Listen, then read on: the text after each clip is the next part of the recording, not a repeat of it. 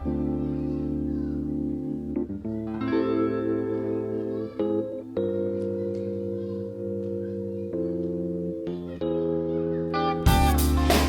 created a space where we can celebrate the unsung and the undervalued. A place where we focus on the many talents and influences for women within the culture, in hopes to inspire women everywhere to overcome adversity in a male-dominated world. Welcome to Woman in Hip Hop.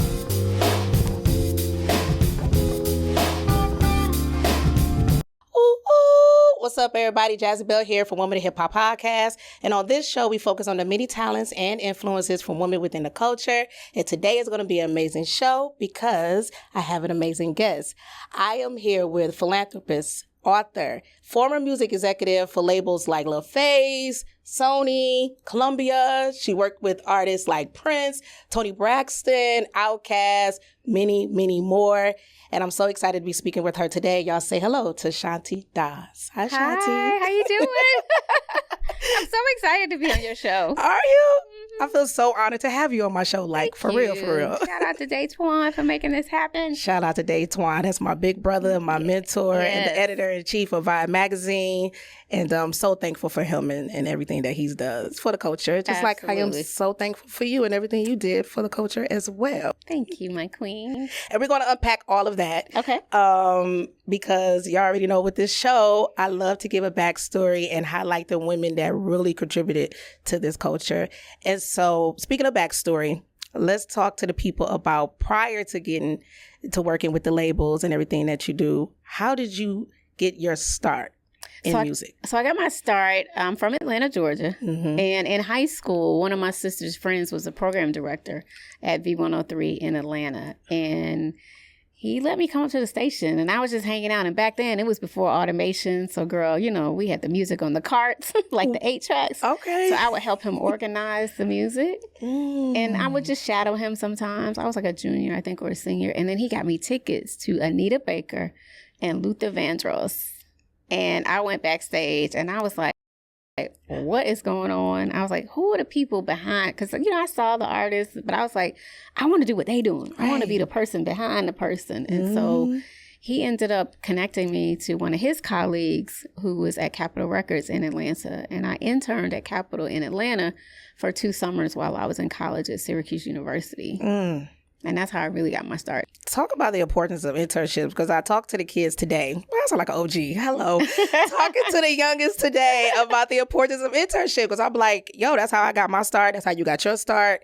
And a lot of people feel like in order for them to work, a bag has to be attached to it. And it's like, nah, a lot of the times for me in the beginning, for years, it was a lot of free work. Absolutely. And I understand the landscape of culture has changed and how the younger generation is socialized with the cell phones and their ability to monetize right on Instagram and TikTok. So they're looking at it a little bit differently. But for the music industry, I still think that those same facts hold true, that you need to get your foot in the door, right? Most people need to start either as an intern or with from an administrative perspective. And so I interned for 2 summers, but then ended up getting paid, you know, along with that, right? Yeah. You get the bag and the internship. And then when I graduated in 1993, yes, Auntie is 52 years old. I'm proud of it. I know that's right. But, you look amazing, Shanti. Thank you so much. This is 53, y'all. That's like nuts. So not how 53 used to look back in the day. 52. Oh, 52? Yep. Okay, no, not add an extra but year. It's all good.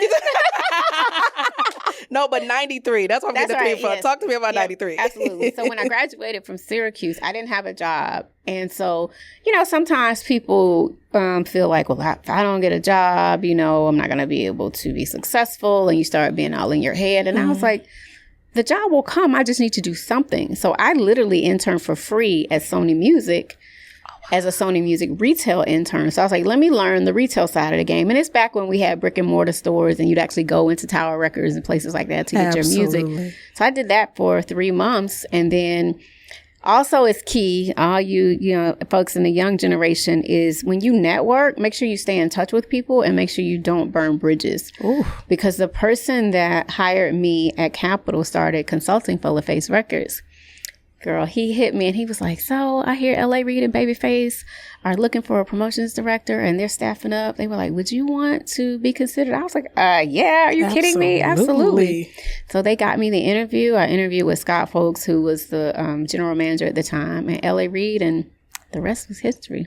Oh my God. I always wonder like the transition getting into LaFace Records, because at that time. But I worked for free until I could figure it out. That part. And like you said, you gain the knowledge. Yeah. And then after a couple of. Making contacts, increasing my Rolodex. They talk about your net work is your net worth is based on your net worth. That part. And then you got the bag eventually. There you go. And now we're here with LaFace. I started making $30,000 in 1993, and you can tell me nothing about my first car, which was a white Mitsubishi Eclipse. Period. And I moved in with my friend whose mom had bought her a crib, and they had like two sides. So I rented one side, had my crib, and got to work. And LaFace Records is like, to me, being from Detroit, the Motown of Atlanta. God, we used to say that. And I remember in the beginning kind of jealous because I was reading it in a magazine. It was before like the internet and all that stuff. And being from Detroit, we have Motown and we have Motor City. Like we have the cars. Right. So we pride ourselves on that, So when I read that, I was like, why are they trying to take that from us? And you know what? It was really us paying homage to you all. Right? Yes. People were like, oh, it's the Motown of the South. Yes. Just in terms of the caliber of talent. And of course, you all were and still will be forever the big dogs. Okay. From an R&B and pop perspective. Not even pop R&B, because, a lot of the music from Motown was pop music, right? With African-American artists and talent. And so I think LA Reid and Babyface were humbled, and the people certainly that worked there, that anyone would even remotely compare us to Motown, because Motown was like the holy grail of all the labels. Yeah. And that's why we're here doing what we do. Now, Babyface is my favorite singer, artist. He is so good. Top tier. Talk to me about, let's run down the list of the LaFace artists that you work with. Toni Braxton, 1993. So that was so it's funny. So again, I got hired in like the spring or summer of 1993, and LA was like, Tony's going on tour with Frankie Beverly and Maze, and you need to go out there and set up the meet and greets. I was like, what?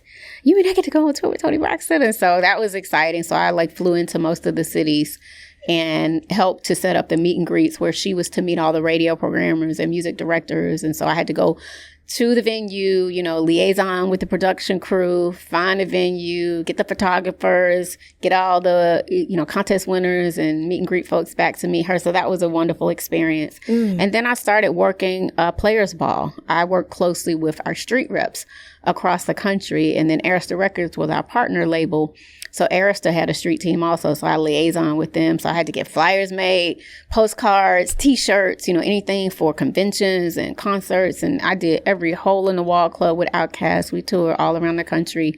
So that was exciting. And then that's as a promotional director. Yes. I need for people to understand what that all entails. So I'm glad you broke it down. So when y'all see the posters back in the day that was like on the highways, it's like you was in control of that. Like you said, flyers, stickers, all the postage that you saw like on the light poles, right? Anything and everything. Setting up meet and greets, like you said. Setting up the meet and greets. What else? Getting drops, from the artists to send out to DJs so that they could play the drops. Taking the 12 inches to the strip clubs, because Atlanta was big on strip clubs. So here I was, this young chick in the A, and I was like just going in there doing my thing. If the guys needed dances, we'd set all that up and make sure they were playing the music so the girls could dance to our new music. And we broke a lot of records that way. In Freaknik, we plastered the streets with OutKast and Goody Mob material. I mean, I was out there and it wasn't a lot of females doing street promotions at that time. It was some of us that got to work nationally, but it was a small handful of us. So, we stuck together, but I have a lot of brothers that really looked out for me. I love that. As a young girl working in hip hop. We need that. And I had a nickname. So I got a nickname in college because I did college radio.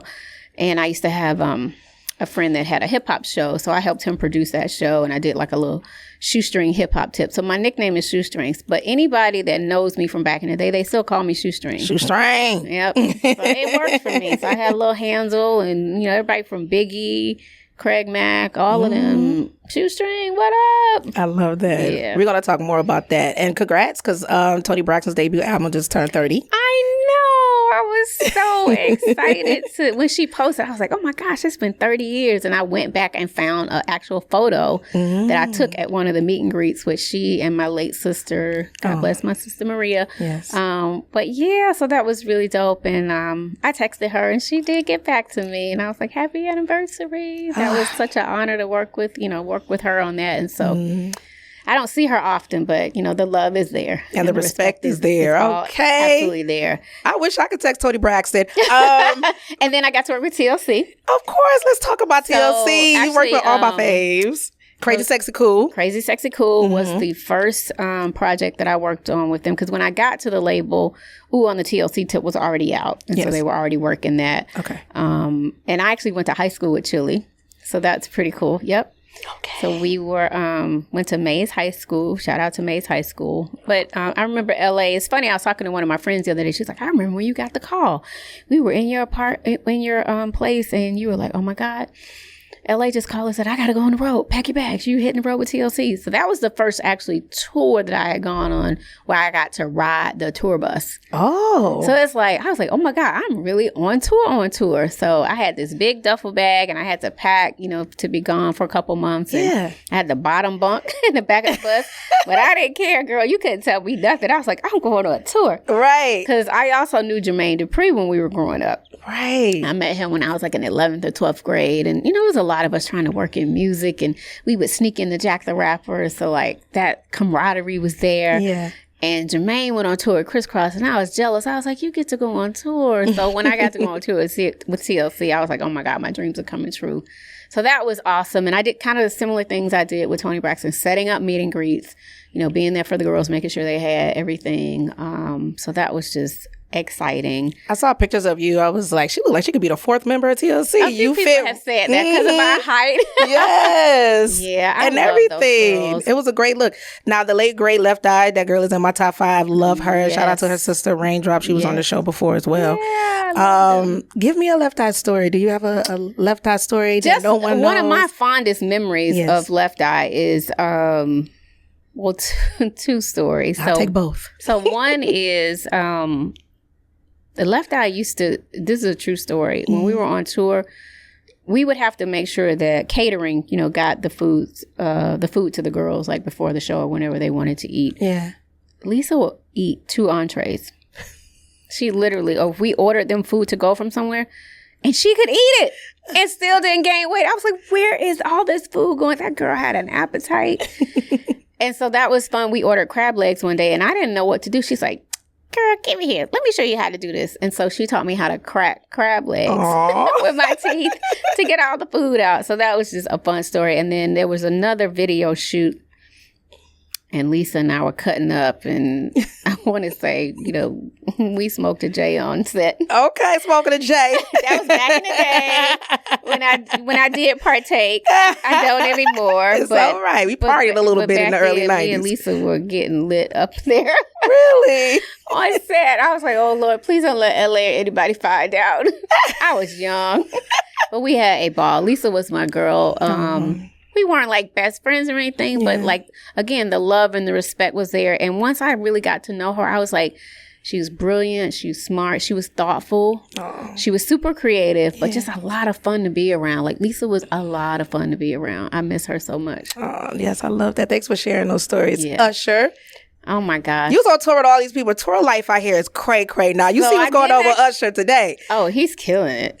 Like, he is like, I don't know. He's in like Pluto right now. But the men are like, I don't know if I want you going to an Usher concert. I could imagine what it was like with the young heartthrob back in 94. So I didn't ride a tour bus or anything with him, but we did a lot of, I worked with Usher very early on in his career. Like when we first signed him, he had that single Call Me a Mac that came out. So I was doing promotions, and we would, same thing, do a lot of hole in the wall clubs. And Usher came into the label at a unique time because we did have a lot of priorities. We had OutKast, we had Toni Braxton, we had TLC, we had all these projects running. And, there were times where we were trying to figure out, what was his priority, which direction were we going to go in. And I remember LA, decided to send him to New York to live with Puff for 6 months. And he was very young, and we sent him up there, and I started doing a lot of promotions in New York with him. And so I think he really started figuring out who he was as an artist, and he got a little flavor.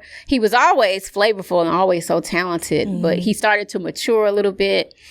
And I remember putting him with DJ Mars and DJ Doo-Wop, and started doing some mixtapes and stuff around him. So it was an honor to be present and to watch him really kind of hone in on who he wanted to be. But the one thing I'll say about Usher from day one when we signed him, super, super like, how do I want to say it? He always knew what he wanted. Like some artists, you gotta like give them this and give them some direction. Like he was one of the hardest workers, and he always thought big. That was the one thing, because he would look at like the postcards I was putting together or promo ideas, and he was very involved, and he would give feedback and tell you what he wanted, or no, let's do it this way, or no, it's got to be bigger.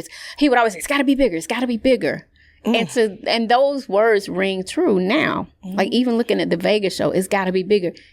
It's huge now. Wow. And he's always had that vision of being bigger and being better and doing it his way. That's why he, came out with My Way, and he had the U charm. I remember when he first said, okay, I want this to be my logo, that U. I was like, okay, this kid knows exactly what he wants. So just shout out to Usher. I just have so much love and respect for him and his crew and his camp and what he's been able to do. And just, he never went away, but he's now just really coming to his own. Absolutely. And it's just so comfortable with where he's at. And that Vegas residency is one of the best shows I've ever seen. Not just from Usher, period. I really think he's changing the landscape of how artists do residencies in Vegas. And everybody's going to see it. And if you haven't seen it, you need to go see it. Go check it out. Yes, I'm dying to go. You will not be disappointed. And he's even doing Paris. I'm like, do I need to like figure out some Paris flights? Absolutely. To see my little brother do his thing. But yeah, he's killing it. Speaking of little brother, so it's funny when you mention him being shipped off to New York. So you accompanied him to go into New York? I didn't. No.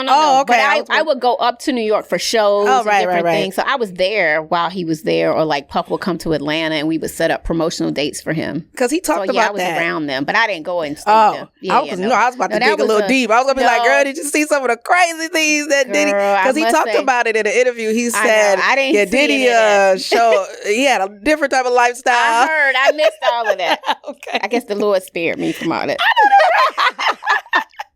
Oh, I love that. Shout out to Usher, TLC, and we talked about Toni Braxton as well. Now, we had to talk about OutKast. I want to elaborate more on that, because that's when I got wind of you or saw you for the first time.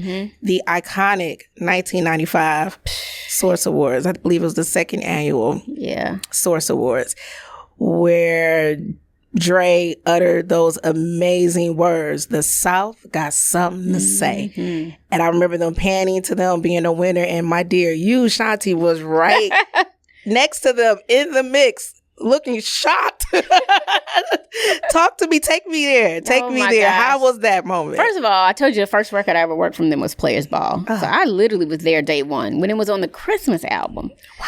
So fast forward, we released Southern Playalistic, then ATLians. And just to be with them that night, I guess I didn't realize that would be such a historic moment. Yes. For not only Southern hip hop, but just for the culture. Absolutely. And that picture has been probably shared and floated around on social media like a gazillion times. And I still pinch myself and go, oh my gosh, I was right there with them. Right there. So it was interesting that night being in the venue. It was a lot of like East Coast, West Coast tension and a lot of, just kind of a weird vibe going on. Weird? That's an understatement.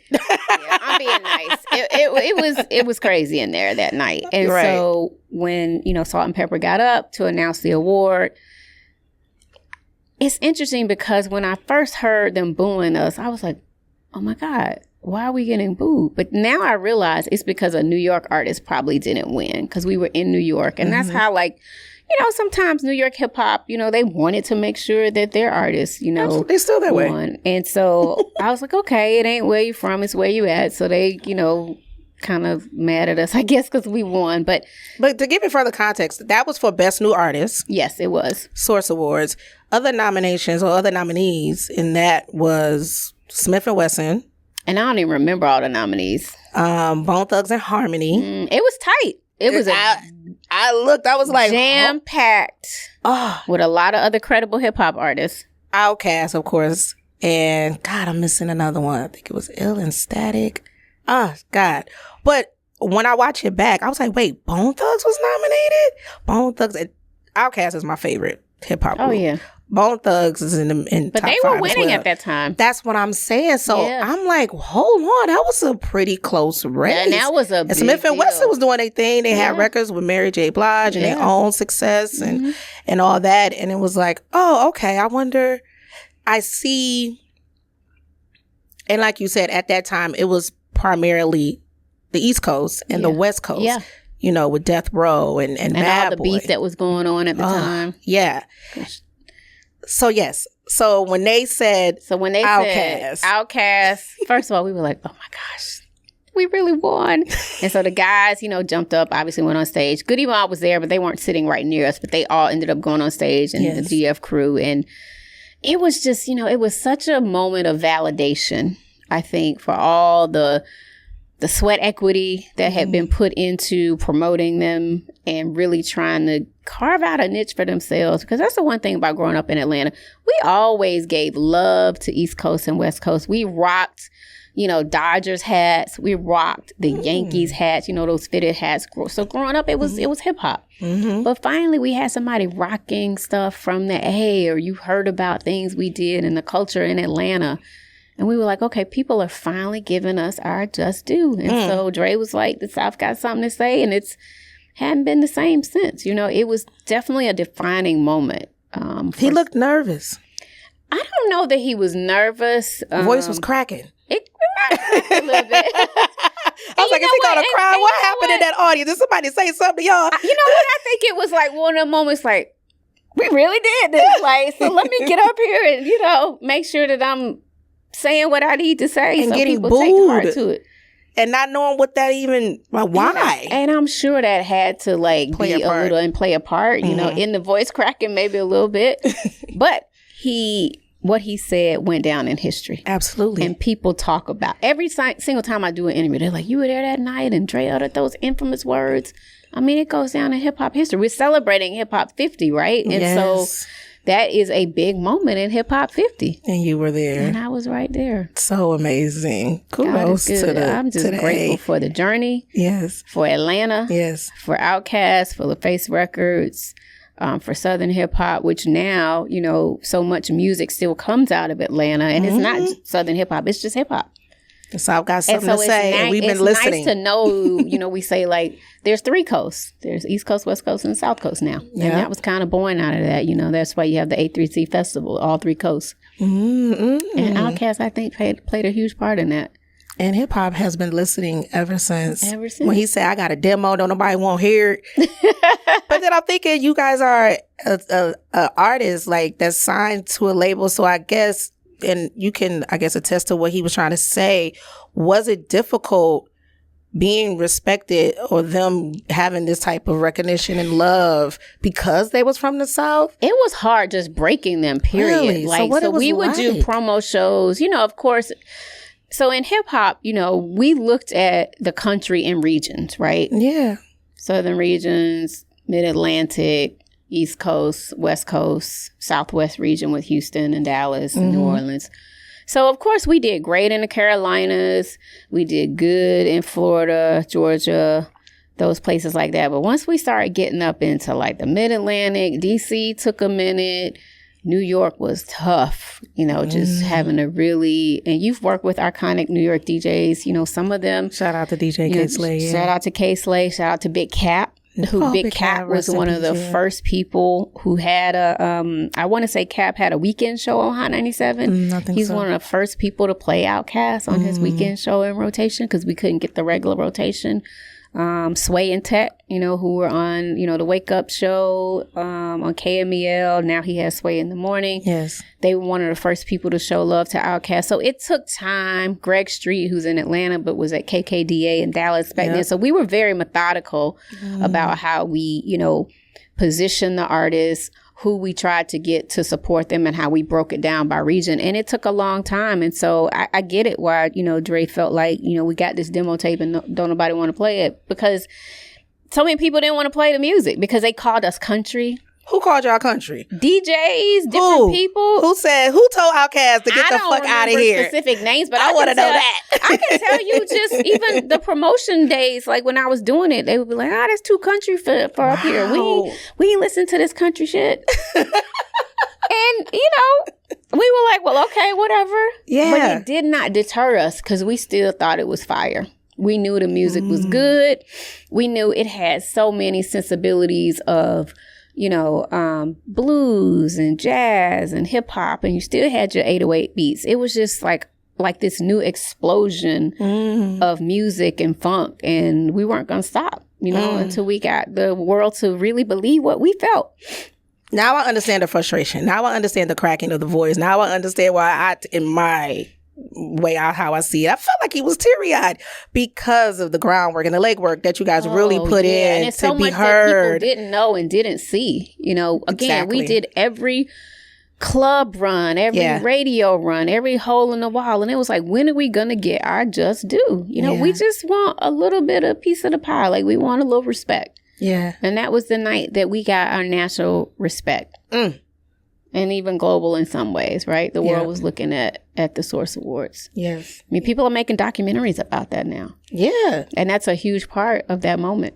Y'all did that. Yeah. The A did that. The A did that.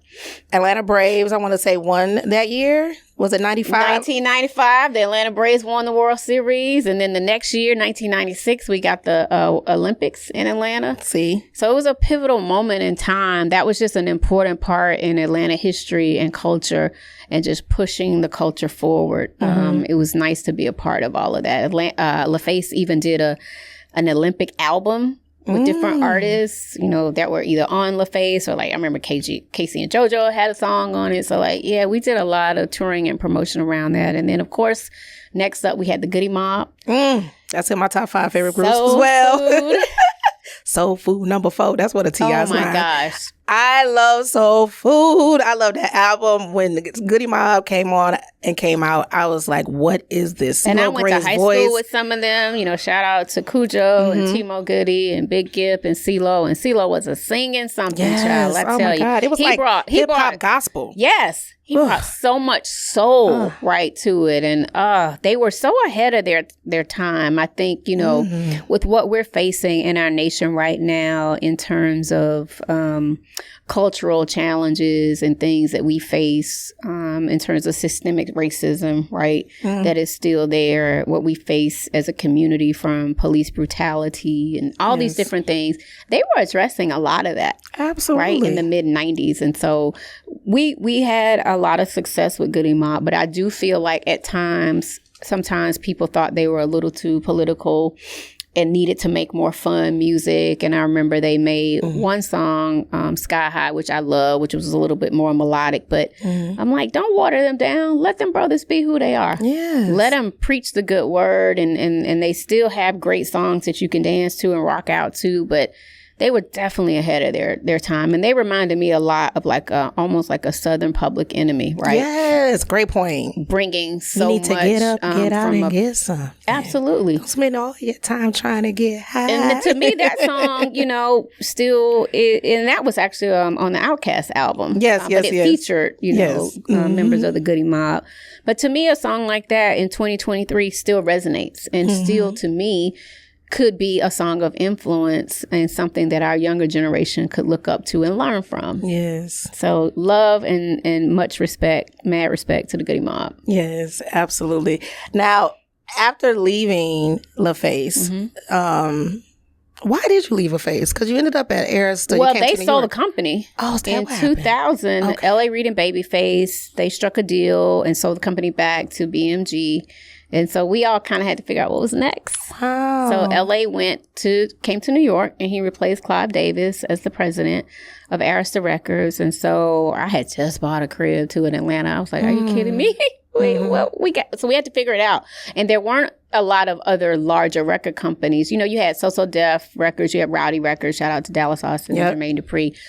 But LaFace was kind of like, you know, the only big label, right, in town. And so I knew I had to either go to New York or LA to kind of figure out what was next. And so I ended up taking some other interviews and then decided to go ahead and go with LA over to Arista. And I became senior director of marketing over there. But I was only there for probably like a year and a half. I marketed OutKast Stankonia album. Stankonia. I was...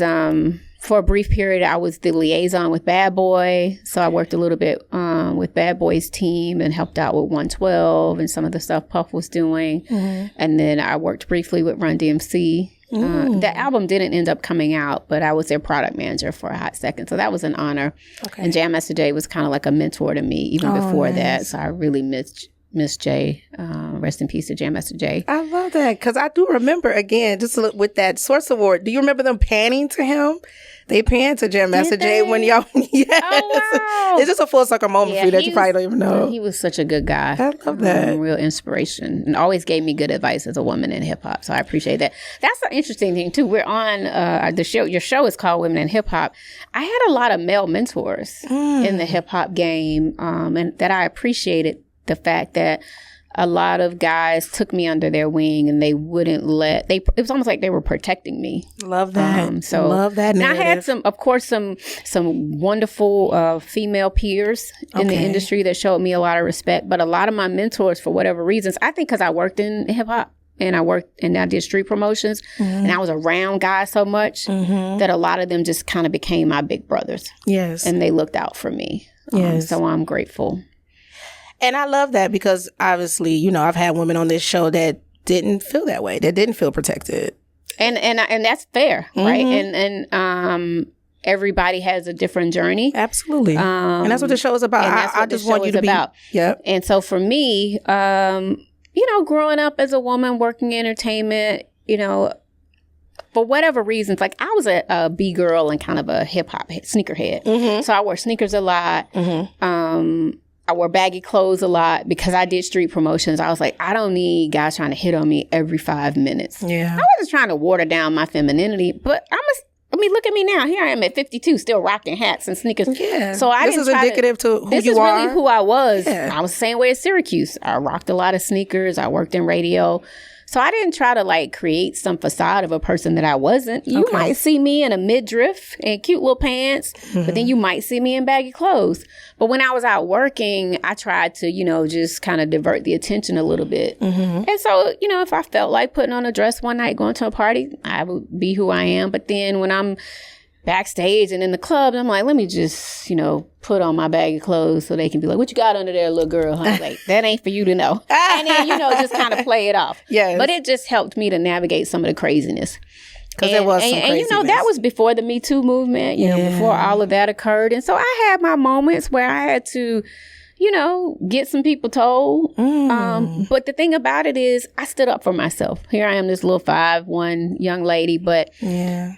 And there were moments of, you know, where you might feel uncomfortable, but I just felt like for me, I had to nip things in the bud as soon as they happened and let people know, like, I love this industry, but I'm not here for that. Yeah. You know, I am not going to sleep with you to get a song played. I'm not going to sleep with you to get a promotion. And I'm not judging anybody. I feel like people are put in circumstances and things happen. Yeah. And that's their journey and that's their story. Right. My story and my journey was... if somebody, you know, got crazy with me or tried to disrespect me, excuse me, in a sexual manner, I was like, whatever. I got a little thugged out. You know, you got with him. I mean, I remember this one. Come on, 5'2", what you do? This is a funny story. Okay, talk to me. Shout out to my dear friend John Platt, who is the chairman over at Sony Music Publishing. This is when he was we all kind of came up in the industry together. We were in LA. And I think I was out there working with OutKast, and there was an Ice Cube concert at this club called Roxbury, which was one of the famous clubs where everybody went to back in the 90s. And then 92.3 The Beat was like the main radio station in LA. Every artist wanted to either, get on their show or do, I know my legs, gotta get comfortable. And now you can. Wanted to go and get their music played on 92.3 The Beat or whatever. So anyway, so we all roll out, go to this Ice Cube show. Yeah. It's packed. And I can show you I'm little. So we were up front. I was standing at the stage. And all of a sudden I turned around. I felt something on my behind. And I was like, somebody just scooped me. You know how they say back in the day as not even high school, in elementary school, you get scooped. And so I turned around. I ain't see nobody. Guy act like he didn't do it. And then I turned back around and it happened a second time. And I said, you Stop doing too much. With me. Like, right. Girl, he did it a third time. And at that time, it was like a real scoop. I turned around and bowled him dead in his chest, only to find out he was in one of the worst gangs in all of LA. My homeboy leaped from across the room and was like, do you know who you just hit? And they literally picked me up. Somebody grabbed my feet, somebody grabbed the middle of my body, and somebody grabbed my head and literally walked me out and ran out the club, and the whole club got into a fight. It was I don't even want to say the name of the gang because I don't know if they still exist, but it was one of the biggest gangs out there, and it was 2 of them in there, and they all tore the club up after that. Because of the scooping of the ass. I think I trickled. Right. Yeah, but I didn't know what I was doing. I was just protecting myself. You were protecting yourself. You were I even wrote about this in my book, The Hip Hop Professional. But yes. I just had to hold my own. So I ain't go run into and we didn't really have HR to run to and stuff like that happen. There were not a lot of ERG programs or DE&I representatives within the companies. That stuff didn't exist. So in the 90s, I had to protect myself. And I did that. So did the fight happen because somebody was taking up for you? I think so. And he was trying, I guess, to get you? The thought of him trying to attack you. But this guy was, he was about to draw and hit me because I punched him in his chest and he was about to punch me. And my friend caught him.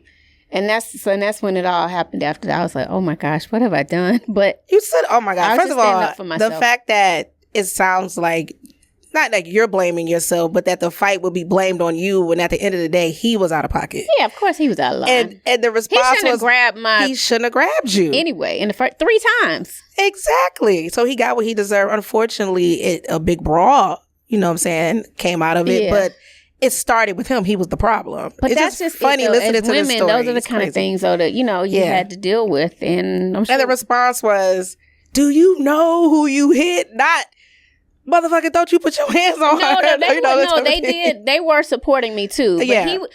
He was saying that, oh, my God, I got to get you out of here. Right. Because they knew. And they carried you out, and thank God that to support me. Yes. Okay. So anyway, so I've dealt with stuff. And I took it in my own hands each time and just dealt with it. Ooh, thank you for sharing that story. Yeah. I mean, I've had, guys that I've worked with in the past, that were senior. And, would try to holler. And then if I didn't want to, try to get me fired, stuff like that. And it's just, I would just let my work speak for itself. I couldn't get watered down with a lot of the drama because it's just too much. It's too consuming. Mm-hmm.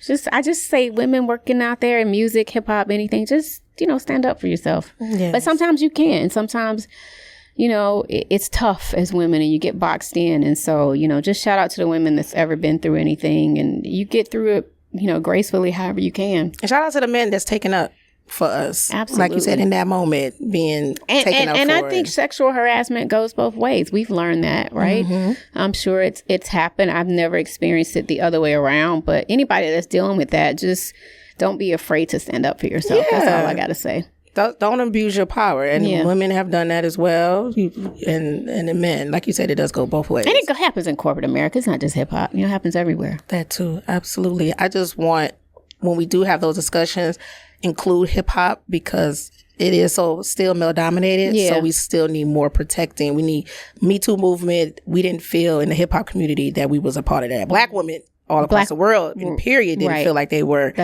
involved. And so when you speak of hip hop, and that's why I'm saying, especially women in hip hop, we have to empower one another. We have to stand up for one another. We have to protect one another. When you say the men, you had a lot of men mentors. Was there enough women in the industry at that time that you felt like you could have attached to, or did you just feel? Because you know what they say about us, and I hate to perpetuate that narrative, you know. But with the whole cattiness and women, did you not feel, I don't know, supported by other women? I think for some of the women that were in positions of power, I just didn't know them like that. Okay. So it wasn't that they were like not supporting me. Okay, that's good. Like a Sylvia Rohn, you know, who was big in hip hop at the time, or Mona Scott, who was big. I just didn't know them at the time, and our paths didn't really cross. Got it. So a lot of the people I came in contact with were men, and so it was just kind of natural. But I had sister friends like a Timbisa Mshaka. I don't know if you know Timbisa, but Timbisa used to be the rap editor at Gavin magazine in the early 90s. And she was responsible for a lot of showcases for all of our artists. And I mean, all artists in hip hop. If y'all don't know who she is, Google her. She's a wonderful book out that she wrote, empowering women. And so I had people like that. Thais Harris, shout out to Thais, who used to be head of promotions. I forget which label she was at, but she did rap promotions as well. So I had some sister friends that we looked out for one another. I just didn't know as many women of power in hip hop that I had relationships until I had been in the business for a while. Okay. But when I was younger, I just didn't know them. Yeah. So, yeah.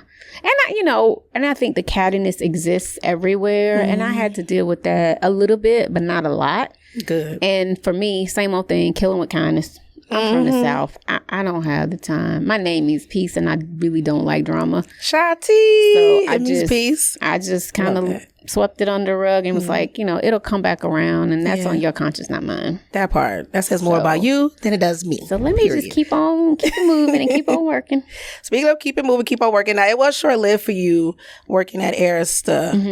I saw in an interview you talk about how that was a toxic environment for you, and you ended up quitting. And we're going to talk about Silence the Shame. Yep.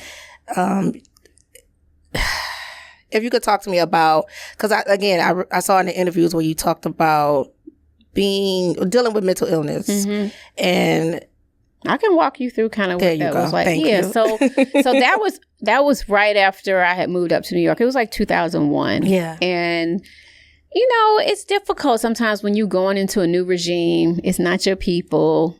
You know, and it wasn't LA because I didn't see LA as much because, you know, he was working at a new company. It wasn't his company anymore. He had a boss. I wasn't trying to run to him every 5 minutes and complain because I wanted him to have his space to grow and do what he needed to do. Okay. So some of the people that I was working with, again, it was all of their crew and their regime, and they were used to working with each other. So we were the new kids on the block. So you always going to kind of get, you know, the backseat treatment every now and then. And it was a lot of yelling, and my one boss was very condescending, and I just couldn't take it anymore. I was like, this is not me. This is not who I am. And I hadn't been stressed out like that in the workplace. And I think it was that first time that I ever dealt with that level of stress in the workplace. And so I remember saying to my boyfriend one night, I was like, you know, this is crazy. I'm tired of this. I can't handle it. Like, my face was breaking out. I was like, stress. This is not who I am. Stress. It was all stress. Yeah. I was like, maybe I should just kill myself. I didn't really mean it. Okay. But those words just kind of came out. He was like, what you talking about? Don't say that. But see, my father died by suicide when I was just 5 months old.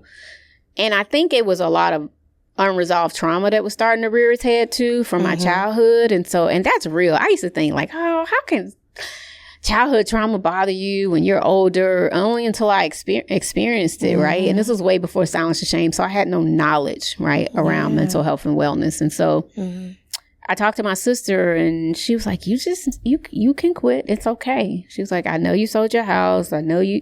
She was like, but you're smart. You can get a job, whatever. So I thought about it, and I ended up quitting. I wasn't proud of the fact that I quit because I felt like I let LA down, and I was leaving OutKast and other artists, but I just went back home for 5 months and kind of slept on my friend's couch. And then Jermaine Dupri hit me one day. He's like, what are you doing? He's like, you out? You done after all them years? You just gonna throw it away? And I was like, I don't know. I don't want to, I don't know if I want to go back. And he was like, come on. Like, you can't just throw it all away. This is what you dreamed about.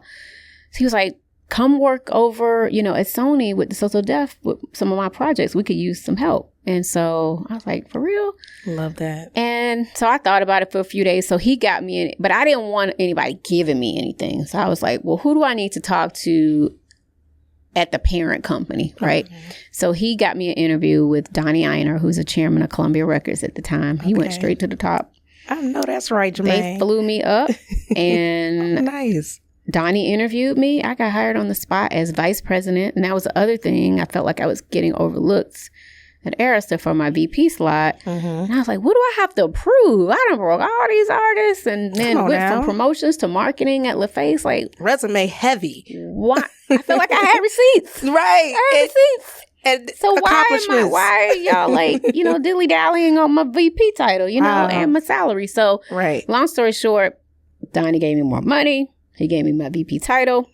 6 months in, I became head of the urban marketing department over at Columbia. And so, God was good. And then a couple years later, they signed Prince. I got to do the marketing on the Musicology album. Come on, Prince. Once in a lifetime opportunity. It was just amazing. And so that was great. I ended up leaving Columbia in, I think, 2005 and went over to work for Sylvia Rhone. I mean, I used to want to be Sylvia Rhone when I was growing up. So that was a great opportunity. And I did that for about 4.5 years. Got to work a little bit with Shanti, Erykah Badu, Busta Rhymes while I was there. So shout out to all of them. I'm so proud of them. And Ashanti's just killing it. Just to see, again, artists like Usher and Ashanti, they're just like in their, second act of just being incredible. Second act. I and love Busta, that. like all of his accolades, he just got so deserving. Lifetime Achievement Award, and he's still at the top of his game. And, I'm just proud of all them. Erica's touring and doing great. And so wonderful opportunity for me over there. But I just wasn't being fulfilled in the industry anymore. And you put yourself first. That's the other thing, too. We didn't talk about self-care back then. I probably worked as a woman in hip hop or just in the music industry. I probably worked some days 18, 20-hour days on and off planes. I remember running into a guy who was my driver. Maybe a year ago, I was in New York, and he used to drive me when I lived in New York. And he said, I used to tell my staff, I don't know how she does it. He said, I would drop you off at your home in Jersey at 1:00, and one of my other guys would be heading to your house at like 4 or 5 in the morning. Like, I wasn't sleeping. I wasn't eating. I was just working. And it was taking its toll on me. And so in 2009, I was making $500,000 a year almost. Corner office. Still loving it, but just not being fulfilled, not taking care of myself. I remember going uptown in Harlem one day to a meeting, and my whole right side went numb. And I had all these tests and MRIs ran, and I was diagnosed with cervical spinal stenosis, which is a direct result of stress. Once again, stress rearing its head. Yeah. And I thought I had to have spinal surgery and all of this. And so I told Celia I needed to take a leave of absence. And then again, after consulting with my sister, who was really my confidant and best friend, she was like, I think it's time. You've been in New York 10 years. Your health isn't great. Your mental health is not good either. You just bring it on home. So I prayed about it, and it was not an easy decision. I felt like I was walking away from my life, my whole career, all I had known, because I'm not married. I don't have kids. I was married to my career. Right. And I came home and ended up doing some consulting for some artists and started a live music event, ATL Live on the Park, which I had also started with some friends, R&B Live in New York. I read that. Which was one of the hottest showcases in New York at one time. We had everybody from Janelle Monáe on down. It was popping. Everybody, Jay, Denzel, everybody used to be up in that piece. What's the club called? Spotlight Live. I knew it. Yes, that was my event. When I read that, I was like, that was her event, y'all. That was during my heyday when I first moved to New York. I used to go to that club. It was hot. That event was hard to get into. Yeah. I want to say I made it to 2 parties. It was like some of my friends, we have stories about, oh my God, that night. Some good times. Yes. Iconic moments. Thank you for that. Thank you. It was part of my nightlife. I didn't even know. Yeah. The young Jazzie Belle days. Yes, I love it. Yes. So I started a similar event, ATL Live on the Park. We focused more on R&B music, and it ran for 10 years. But so from about 2010 to 2014, that was pretty good. I was consulting and still trying to figure it out and just trying to focus more on me and resting and getting healthy. Right. But then my best friend took her own life in 2014, the day, not even the day, probably within 24 hours after I talked to her, within that time period. It was awful. And I was secretly going down in a spiral. I wasn't really revealing to my family what was going on and my friends, but it was bad.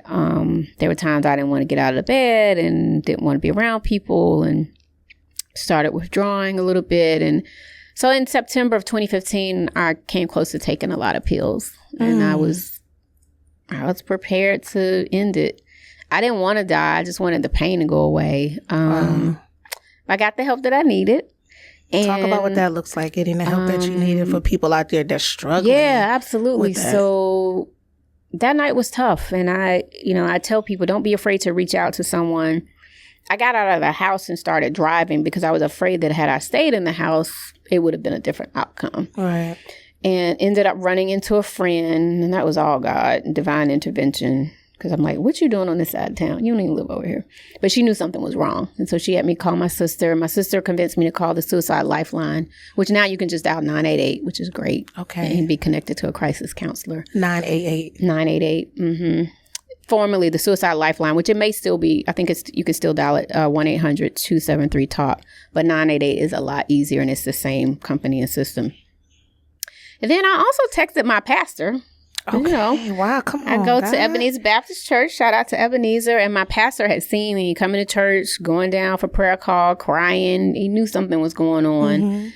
And I just couldn't shake it. And he was like, it is time to get help. You must go to the doctor.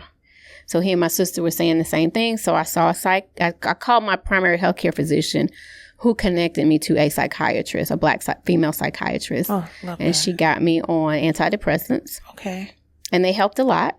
And then I started openly sharing about my experience. And I'm like, I'm actually not embarrassed about what I went through. At one point, were you?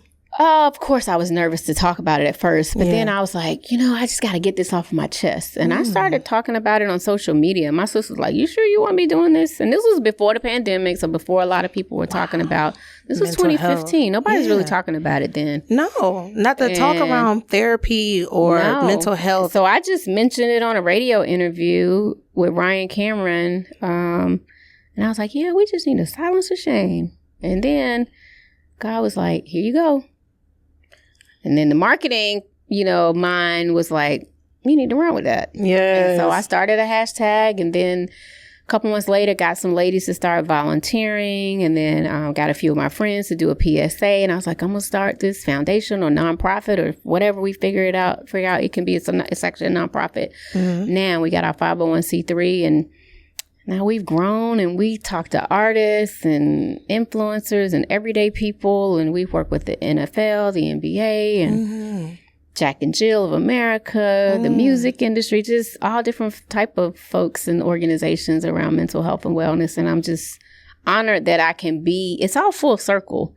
So I'm like back in entertainment in a different way. I'm feeding the culture in a different way. And I just feel like I couldn't have done this. God prepared me for this work, right, around wellness in general. And now I have my new podcast, which I know we'll get to. But it's all just such a special moment that, I literally started over. I could have tried to go back and work in music, and I'm real spiritual. And Holy Spirit was just like, that ain't where you're supposed to be. You did that. And you did it well. And you had a great run in it. Great. And that legacy will not die. But now this is your new mission. Continuation of your legacy. Yeah, exactly. And so here I am. Hearing you say full circle moment, because you shared earlier that your father committed suicide. And I should say completed. I'm sorry. Completed, I said that the first time, but I try now to say completed. And I'll explain why. Because committed sometimes is denoted as a criminal act. And so we don't want suicide to be criminalized. So now we say either die by suicide or completed. Completed. I respect that. Yeah. So your father completed suicide and you were only 5 months old. 7 months. 7 months. And now the work that you're doing today helps shed light on that. Yeah. And you had your own experience where you wanted to complete. Thank God you did not. Thank you. And having, you say, your best friend completed when it came to being suicidal. Yeah. It's just amazing to have you here doing this work and shedding light on that. And because, like you said, prior to the pandemic, there was no conversations around therapy. There was no conversations around and mental even health. outside of just suicidal ideations, just to your point, artists talking about mental health. Yeah. But to have like a Nick Cannon do my PSA, or to have CeeLo on a Silence the Shame panel, or David Banner, or, you know, all these guys, I'm like, oh my gosh, like, hip-hop is showing up. Showing up and showing out. And showing out. And so I was just so grateful, you know. And Carrie Hilson, you know, who is one of my favorite R&B singers, you know, she shared for the first time on a Silence the Shame panel about her depression, right? And what she had gone through. And so I was like, wow, this is really something. And this is what I have to continue. Like, I can't walk away from this now. Like, I have to continue this mission, right? And grow this organization and grow this nonprofit. And so it's been really humbling. I remember the first year that we got our 501c3, I was like, we need some kind of big splash. And so May is Mental Health Awareness Month. Yes, it is. I said, I'm going to make up my own day. So I said, we're going to go out and make May 5th National Silence the Shame Day. So we created this little Instagram graphic. Okay. And I was like, let me see if I can get some people to post, you know. So I was asking like a bunch of folks, from Big Boy, Candy Burris. I was like, Usher, will you tweet this? You know, this is all kind of folks, my friends and colleagues. Right. We got 90 million impressions in one day. Get out. 90 million? Not kidding. Everybody. And this is why you're the promotional director, vice president, Everybody brilliant mind of marketing. That day. What? Actors in the Black community, rappers, athletes. I was like, wait a minute. This is clearly a subject that is striking a chord. Yes. But nobody's really talking about it. And so we ended up applying to the National Day Register, and they gave us our day. Look at that. So National Silence the Shame Day forever and ever and ever. I'm always taking shots that day anyway. It is my sister's birthday. One of my sisters is May 5th. Nice. It is Cinco de Mayo, of course. You know, everybody's Mexican that day. So I tell people, before you take your shots, you need to post about Silence the Shame. That part. And now I'm going to include this. Every year, Silence the Shame is part of the celebration. Yeah. And now we May 5th. also have an app coming out through Microsoft. We have a Silence the Shame app that will lead the community to resources.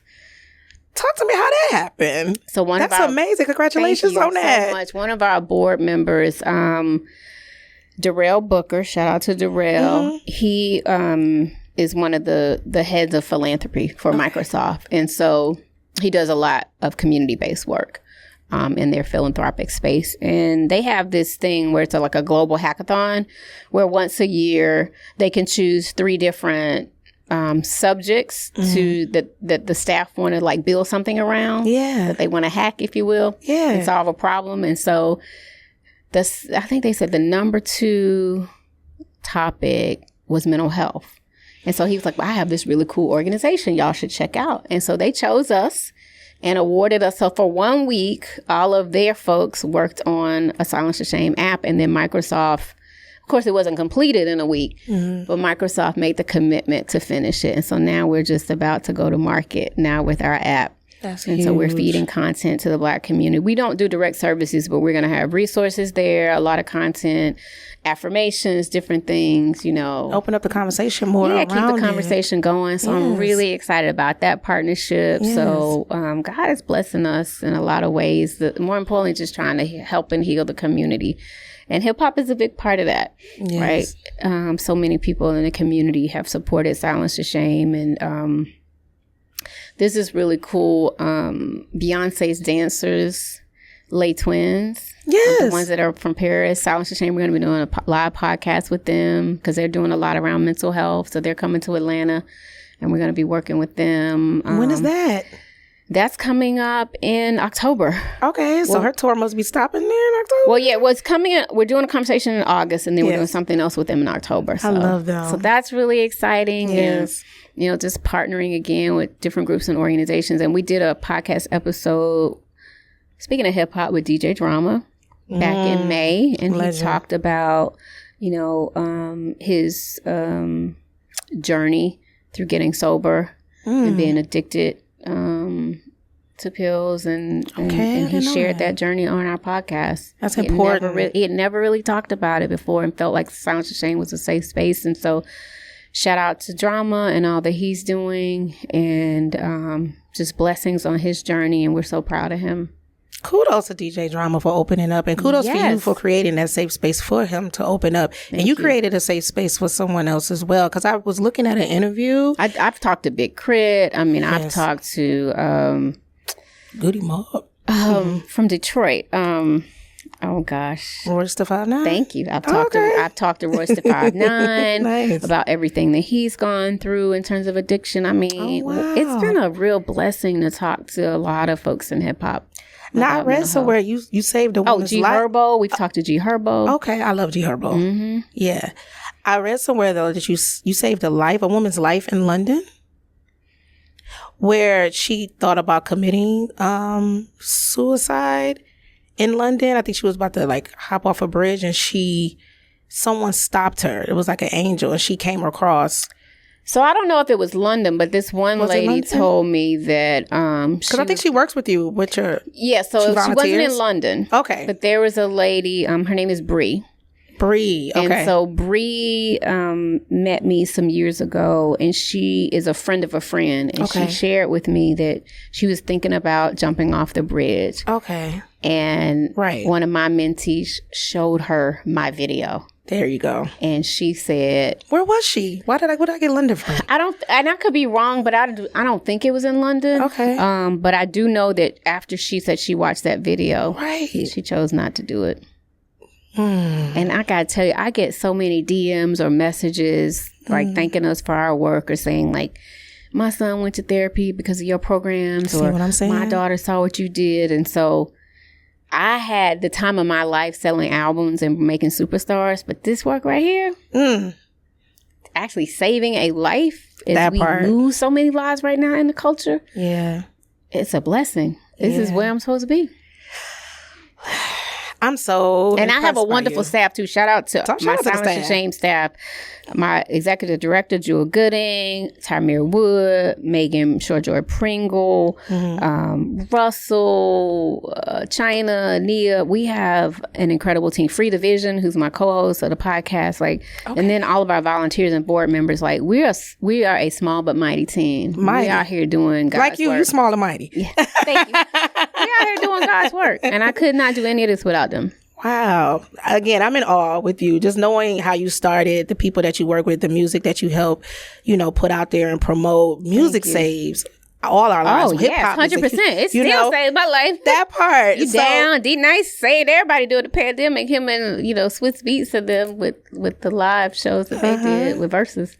So that's kind of just always been, I feel, your journey, your testimony. You are put here, I feel, just by hearing you talk right now, to affect us and touch us in a way where it is life-changing. Whether you was doing it with music and now you're doing it, with your philanthropy work and, being an author as well, talking about it. Yeah. The hip-hop professional, make sure y'all get that. Thank you. I was trying to get it, and I was like, okay, let me just read a few excerpts right now, but I'm going to get the book because I need to send it to you. Please. As soon as I get home, I want to support it, though. But it's okay. I need to send you that. Okay. I would love Let me bless you that. with that. Yeah. Come on now with the blessings. Yes. And just to see what you're doing now with literally, talking about mental health and saving someone from jumping off a bridge is commendable and amazing in itself. So thank you for that. Now, thank you. As we end this interview, I like to do something that I call my confessional hour, what I just kind of it's like a fire round thing. Well, can we talk about the podcast though? Oh no, I thought right. And it's funny because right before I was going to confessional hour, it does say MIBO podcast. So let's talk more about that. Okay. Yes. Talk to me about it. So in addition to running my nonprofit, I have my own personal podcast, like you. Yes. It's called the MIBO Show. Yes. And thank you for coming out to our first live recording in New York. I have so grateful to have you there. Thank you. MIBO came about like a year ago. 2 years ago, I got my gallbladder removed. And then now, I like I told you, Auntie Shanti's 52, so I'm dealing with menopause, which is another taboo subject that sometimes we as women don't talk about. I love you, Shanti. I love that you said that. People don't ever want to talk about that. Listen, I got hot flashes, but I got my little cute fan. So see, you can be cute and still go through menopause. And bling, I'm about to bling out my little fan and be cute with it. Silence the shame. Okay. Come on. I love that. So I'm dealing with, different things around health, but I want to be around for another 50 years like hip hop, right? Okay. So I'm doing what I got to do from a health perspective. Overall health, right? Mental and physical. So MI for mind, BO for body. That's how I came up with MIBO. And so decided to start this podcast and, talk to some folks to see if they would support me. And, grateful that I've been able to interview Run from Run DMC. We had a mental health episode that's out. I interviewed Dougie Fresh. These are all legendary hip hop artists, right? For sure. And Dougie Fresh and his partner, Dr. Williams, has a hip hop public health nonprofit that's been around for 15 years. I'm like, who knew? They're doing such incredible work around stroke prevention and different things like that. And then talked to Eric Sermon about heart health. I've talked to Charlamagne about mental health. And then I'm about to interview MC Light and Yo-Yo. Oh, come on now. Women's health. So season 1 is dedicated to Hip Hop 50. Love that. And we'll have about 10 episodes. And most of them are recorded virtually. Excuse me. But we're going to do a few live conversations and, grateful to the folks over at Johnson & Johnson who care so much about health equity. And they have been providing subject matter experts so that when we talk to the artists about their lived experiences, they're there to share resources and all that's going on in the community. So I am so excited. I feel like, this is my baby. And this is, something that's fun for me. It takes me also back into music. It does, and it just helps me continue to live my best life mentally and physically. And so I'm hoping now that in addition to all the legwork and things we've been able to do around mental health, that we also make people in hip hop think about the choices we make that affects our physical health. Because it all goes hand in hand. Health is health, right?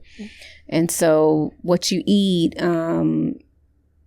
the things you put into your body, what you drink, and being able to not eat so late and not eat as many carbs and, focus on your heart health. And in the Black community, we know diabetes and heart disease and stroke. And my mother died from Alzheimer's. My sister had a blood clot that led to a stroke and passed away. My brother has heart disease. And so, I've had scares and I want to be here. I want to go to more. I want to meet you at more Nas and Hennessy parties. That part. Be out. Drinking Incredible Hulks and water. I want to come to Detroit and see what Detroit is like. Yes. I've never been that's a whole nother story. I need to go see the Motown offices and museum. I've never seen that. You've never been to Detroit?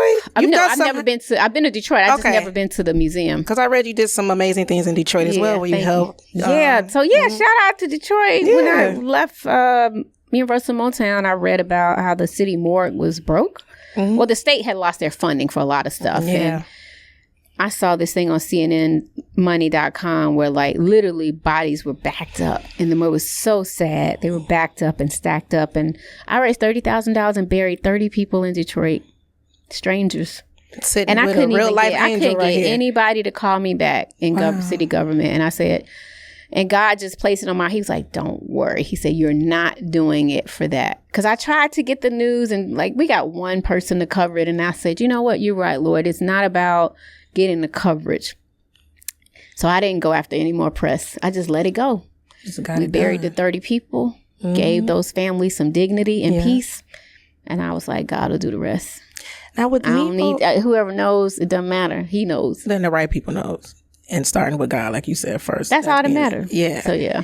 But I love the MIBO podcast. I love that you're focusing on mind and body because especially in hip hop, I just feel like I don't know, and you would know more when it comes to dealing with these labels and contracts. It's is healthcare even part of their... No, artists don't have healthcare. That's crazy to me. Because we don't have unions and stuff like that. So no, when you get signed to a label, there are some very lucrative deals happening, but there's no healthcare involved. And there's no conversation around it. And do the labels really care about your well-being and that in that sense? I mean, I would say that the some of them may care, but in the grand scheme of things, I don't know. Do they really care? So it's important for people like artists yourself. Need to band together and figure that out. Y'all need healthcare artists. You need healthcare. We need healthcare. It's important. And it's important for you to have a podcast like that when you're promoting that, because I feel like that can also change the way these deals are made 100%. And the things that's happening in these deals and these contracts and being like, yo, we are dying. We're rapping about drugs and things that are affecting our health. But if you got healthcare for your staff and employees, why wouldn't you have it for your artists? There you go. And I don't get that. And it's hurtful because a lot of these artists are dying young and the families aren't being taken care of. And I will say, and I didn't know this much when I worked in the music industry, but Music Cares, which is the foundation arm heard of that. Of the Recording Academy and the Grammys, when I was coming up, I didn't feel like it was for everybody in the business because it wasn't marketed to us. But I know differently now. They do incredible work. Music Cares. I've done some volunteer work for them. They cover a lot of medical bills, mental health, medical bills, different things, for artists and writers and creatives that can't afford it and that may not have access to health insurance. So if you're, artists in the music business, don't be afraid to reach out to Music Cares. Thank you for that tidbit. Yeah, no doubt. I love that. Because sometimes we don't always know. We don't. What's going on or what's there for us. Yes. Yeah. And it's starting with the conversation of just caring about it first. Mind, Body, MIBO podcast. Make sure y'all check it out. Thank you. So y'all go we on YouTube, Spotify, iHeartMedia, Apple, everywhere where you can get your playlist. Please, go on and subscribe and rate us. And shout out to Johnson & Johnson for collaborating with you. That's what I'm talking about. Sponsorships and the whole crew. Getting to the bag. Well, they're providing right now more resources. But that's beautiful. And we're so grateful and then the subject matter experts. Yes. So hopefully we can grow that, and do a lot more. So that's the plan. I see great things. I'm sure. From your mouth to God's ears. Love that. Thank you. Okay, so let's get to the confessional hour. Okay. It usually warrants one word answers, but I have a few here that's probably going to have you elaborate a little further than a one word. Okay. Do you have a favorite line in hip hop that you live by, that you consider like your motto in life? If so, what is it? I don't know if I have a favorite line. That's a great question. I just love when Jazzie, is talking about it's a businessman. Because it really is a business. Sometimes we lose sight of it, right? And we get so caught up in the hype of it all that we don't always even negotiate the best opportunities for ourselves and for our clients. So at the end of the day, don't lose sight that it is a business first. I'm a businessman. Okay, I like that. Since this is Women in Hip Hop, give me your top 5 favorite female rappers. Oh, gosh. Okay. Yeah. Queen Latifah, MC Lyte. Okay. Yo-Yo, and I'm old school. Girl, you better not put a disclaimer out there with your list. This is your list. But I do like Megan and Cardi. Really nice. And I gotta give the younger generation their props. But and Moni Love. I love Moni Love. Yes. Moni in the middle. Okay. Yes. You know who? I'm sorry. Go ahead. Lil' Kim. I mean, okay. And you look like you would be a Lil' Kim fan. I used to rock out to Foxy and Lil' Kim. Like they killed it in the 90s. Yes. So I know it's more than top 5. I'm sorry. That's all right. I always take a little more when it comes to the ladies in the list. So. And Left Eye. What am I saying? Oh my gosh. Top 5. Top 5. Rewind. Top 10. We got that's gonna be top 10. I think I did that with Wendy Williams. She was like, I can't do a top 5. Yeah. But I do a top 10. Yeah. And I love that because it shows that, the women matter in hip hop. And we really made they made some noise in the industry. It made us feel good. It made me feel like as a woman working in hip hop, I could do it. I know that's right. So yes. That. Who are you listening to now? Who am I listening to now? Killer Mike. Ooh. The Michael album. I heard it's amazing. Fire. I'm going to get to it. It's so good. And I do, from a concert perspective, want to see the Drake 21 Savage show. So I hope I get to see that. Yeah. Okay. This might be a little hard. Uh-oh. Someone asked me this question. I was like, let me ask her that question. Okay. Speaker box or Love Below? Oh, I can't answer that. I plead the fifth. As I knew you would. And I won't stress it. I love them the same. Okay. Now, if you ask me one of the other albums, my favorite OutKast album in general is probably the first one, Southern Playalistic. Then ATLiens, because that Elevators was fire. Yeah. But I mean, all their music is fire. But yeah. Yeah, my brother, he put my oldest brother. Shout out to Greg. I always tease him like how he introduced me and my siblings to OutKast. Oh, nice. So when that did happen in 95, you know, Detroit, we're like a melting pot. Like we appreciate. And y'all always showed the A-Love. Absolutely. Yeah. I mean, it's because like Jazzie be up there, you know, Jazzie and, you know, Gucci, like, yeah. They like honorary Detroiters in a sense. Exactly. So in Detroit, we really gravitated to the South because if you think about it, our ancestors are from Atlanta. Like my grandparents were from Georgia. My other side of my grandparents from Alabama. Oh, so wow. A lot of people from the South migrated to the North, you know, for jobs and working at the big three plants, you know, Chrysler, GM, and Ford. Yeah. So that's how we ended up, essentially, a lot of us Black folks in Detroit, in the Midwest. But our roots is the South. So, yeah, we love Snoop and the West Coast, and we love New York. But we didn't really see ourselves. I don't feel like it really resonated because we wasn't rocking Timbs and bubble coats. And we wasn't rocking Chucks and Dickie outfits. Y'all were fly. But when, you know, we was gated out. It's players ball. So when this is what I'm trying to tell you why OutKast is really my favorite group because I love that. And being introduced to them through Big Bro, it was like, oh, we see ourselves. You know, it was like just the Cadillac. My dad drove Cadillacs every year. He would upgrade his car, his Cadillac.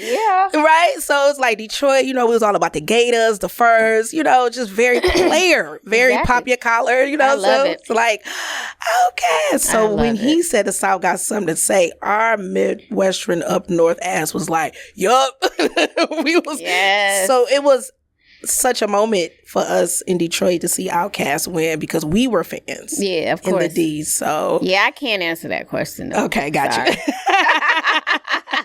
What else I got here? When it comes to the music career, because we talked about, you know, the work that you're doing now, do you have a moment in your music career that you feel like you're most proud of? If so, what would that be? I would say I'm probably most proud of the work that I did with OutKast. Okay. It just still goes back to them because, you know, OutKast, that project afforded me the ability to live out my dreams. And I worked just as hard as they did to open up doors for them. And even it was one time, Big Boy did a congratulatory video for me for something I was being honored at. And he was like, you know, you were like third member of OutKast because you were always with us, you know. And so just knowing that I really was there, you know, from the beginning to the end and all the way in between was just a complete honor. And I remember when they first went, either gold or platinum. And this was in 1995. I was like, I don't want to just throw them a party at the club like everybody does, right? I was like, I want to do something different. So I rented a mansion in Decatur, Georgia, and threw the Southern Playalistic Cookout. 1995, one of the most, ask anybody from Atlanta, legendary cookout. And I say that humbly, but it put me on the map without me even doing it for that. I just wanted to do something nice for the guys. But it was huge. Yo MTV Raps was there, Rap City. So in addition to OutKast and Goody Mob being on stage, we had Biggie, we had Diddy, we had Busta Rhymes, we had Usher on one stage in 1995. It was legendary. So, and then again, being with them in the Source Awards, I mean, that's just OutKast is like the gift that keeps on giving to me. Like, so I'm grateful for that opportunity because I was just throughout so much of their career as opposed to, you know, from a hip hop perspective. And then I want to also just shout out Ludacris, who I love dearly. He's like a little brother to me. And shout out to Jeff and Shaka and Aisha, who are his management team. He's done such an amazing job. But I brought Ludacris to L.A. Reid at LaFace to try to sign him. And I was going to have my own production situation. And signing day, you know, L.A. just kind of didn't really hear that one at the time. But I was one of the first people in Atlanta. And there was several of us. Obviously, I wasn't the only one. But several of us in Atlanta that wanted to sign him. But I was a female trying to make it happen to sign Luda. And I saw him and his vision and his demo and what he had been doing and you know, just his ability. And he was a Chris Lover working at Hot 97 in Atlanta. So that was that. And then when I did come back home and walked away from the industry, I did get to work with Jazzie. So shout out to Jazzie. In 2015, I did some marketing and consulted with him and helped him with one of his albums at Def Jam. And then I worked on his foundation side and did some consulting for Street Dreams Foundation and worked with them for about 2 years. So, was there an artist out the A that you saw yourself like, man, I would probably like to work with him or her? Well, I never got to work with T.I. But I was there when he's in my top 5. My former colleague Kawan Prather, who's also a dear friend, and KP signed him to Ghetto Vision. And T.I. always tells this story. It's so funny. He was like, he came into the office and said something like, I don't know if somebody asked him or if he told him like his kind of like nickname was the King. And I was like, the King? You know, OutKast, the Kings of the A. And he tells this funny story that I said that back in the day, but I love him. I think he's so talented. We all felt that way. So it would have been nice, you know, to work out with to work rather with T.I. But yeah, that's probably the only ones from the A that I didn't really get to work with. So when it's all said and done, with everything that you spoke about from your early days to the work that you're doing now, how does Shanti want to be remembered? You know, I just want to be remembered simply by she gave a damn. I genuinely care about people. I really do. I went balls to the wall for my artists, for my peers, for my friends, my colleagues, my family. I felt like I sacrificed a lot, though. And I apologize to my family for not being there sometimes in the 90s and 2000s because I worked so much. And I remember it was, losing my sister was hard. Yeah. And she would say to me, like, I was making all that money. And I was like, I'll buy this. I'll send you that. She was like, I just want your time. She would say that to you. And now she ain't here. It's for me to give her that time. And so I worked really hard when I walked away from the industry to spend as much time with her as I could, not knowing that our days were numbered. Right. But I just want people to know that I am just a regular old Southern girl from the A, that I really care about people. I don't like drama. I want to see people win. When you win, we win. I just want us to love each other. I just want us to stop this violence in the community. I'm not blaming it on hip hop. It's just a lot of violence, period. I want us to respect one another. I want women to feel like they can embrace their femininity and guys not be so disrespectful to them. And guys to think twice about calling us the B word every single time they open their mouth. Like some people just, and I know it's a part of it, and I'm not here to be the lyric police or the fashion police, but we got to get back to where we used to be a little bit as Black folks. We got to love on each other more. We got too many senseless killings going on and random violence. And I know it's systemic. I know it's bigger than us, but we also can do better. Right? There is still an inherent responsibility as a people to take care of your own, just like the lions and the tigers and the bears do in their communities. They take care of their own in the wild. Okay, we might be in some wild times, but let's get back to taking care of our own. Let's help that sister get that promotion, right? Let's help, that person get that interview, or let's mentor that child or that person. Or when somebody calls you, give of your time, in the words of my sister. It's not always about writing a check. We've got to give of our time and be there for one another, because collectively, this thing that we call hip hop, it's $1 billion business. It's $1 billion industry. But we got to recirculate those dollars, and we got to recirculate the love and the support within the community too, because it's not just always about the bottom line. So that's what I want people to feel like I cared and I gave back in a way that I only knew how to do.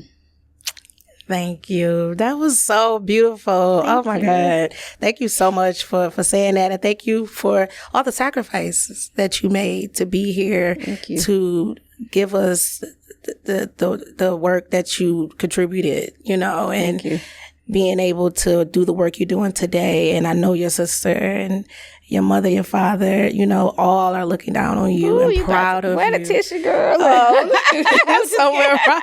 No, but I need you to know, because I know that, again, when I left at 19 to try to pursue my dreams, and my mother is no longer here. And I just always wanted her to like live vicariously through what I was doing. But again, our people really do just want our time, you know, but they knew we loved them. You know, that was, even though I could open up a little bit when it comes to like suicidal thoughts. That was the first time I ever had thoughts of suicide, is when she passed, because I'm like, I was only doing this to make you proud. Sometimes you can't imagine having life without them. I couldn't. It was so abrupt. Yeah. You know, I got a call. Your mom has breast cancer.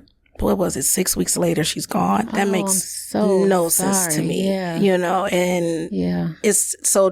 I'm in awe of you and the work that you're doing with the MIBO podcast, with the Silence to Shame, because it allows people to have a community to speak to, you know. And for me, thank God I have 9 siblings and a brother that's doing so well that I was like, I need to be around, because I was living by myself in Jersey, and I was like, I need to be around love, and I need to be around a structure of something people doing, because I was just out of it. I was tapping out. I understand. And I couldn't fathom. I never thought that I would have those thoughts. So again, kudos to you. Thank you. You're doing amazing work. Super proud of you. So much. Thank you. And again, your family is in awe of you. Well, I am just like we are. So grateful. And you have a new mentor. If you want somebody, even if we don't talk but a couple times a year, you want to call me and vent, or you need some support, advice, anything I can do. Jazzie Belle, which, you know, when I heard, I was like, Jazzie Belle, she must be an OutKast fan. Everybody says like, that. Yes, I will absolutely be on this show. Oh my God, that's so funny. I am here for you. Jazzie, I get that all the time. Thank y'all for having me, though. Follow me on Instagram at ShantiDots404. Please consider following my nonprofit, Silence to Shame, at Silence to Shame, and the MIBO Show. Check out the MIBO Show, y'all. It's good at the MIBO, MIBO Show. Thank you so much. And that is a wrap here. Woman in Hip Hop Podcast with Jazzie Belle and my beautiful, beautiful guest, Shanti Dots. Make sure y'all go support her. Make sure y'all support the show at Woman in Hip Hop. And I'll see y'all next time. Deuces.